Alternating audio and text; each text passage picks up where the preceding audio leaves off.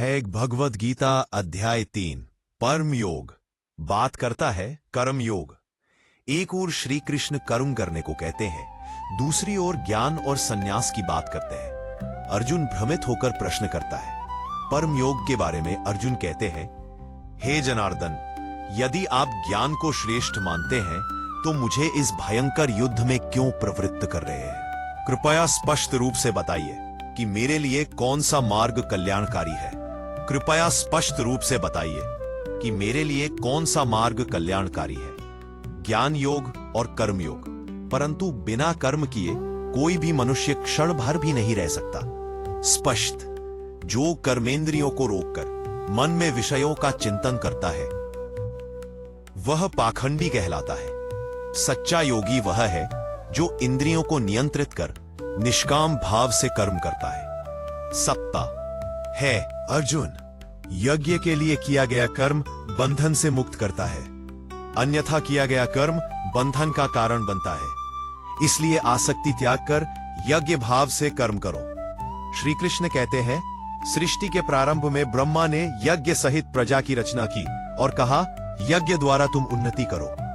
यज्ञ से देवता तृप्त होते हैं, देवताओं से वर्षा होती है, वर्षा से अन्न उत्पन्न होता है और अन्न से प्राणी जीवित रहते हैं। जो व्यक्ति इस यज्ञ चक्र का पालन नहीं करता वह पापी है और उसका जीवन व्यर्थ है। परंतु हे अर्जुन, जो आत्मा में ही तृप्त है, जिसे कर्तव्य से कोई प्रयोजन नहीं, उसके लिए कोई कर्म बंधन नहीं बनता। श्रेष्ठ पुरुष जैसा आचरण करता है, सामान्य जन उसी का अनुसरण करते हैं। यदि मैं स्वयं कर्म न करूं तो लोग भी मार्ग भटक जाएंगे। इसलिए लोक संग्रह के लिए महापुरुष कर्म करते हैं। उन कर्मों के कारण लोगों को कर्म की प्रतीक्षा के लिए अज्ञानी आसक्ति से कर्म करते हैं। ज्ञानी लोक कल्याण के लिए है।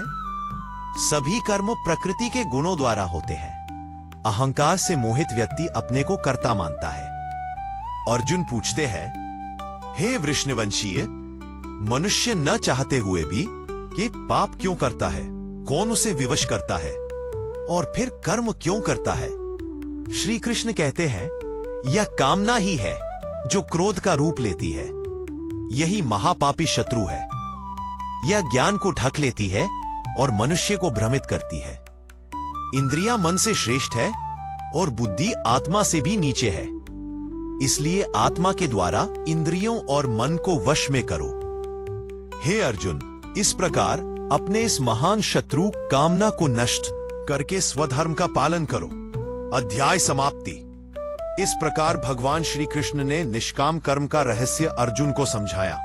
यहीं से कर्म योग का वास्तविक मार्ग स्पष्ट होता है। अध्याय समाप्ति।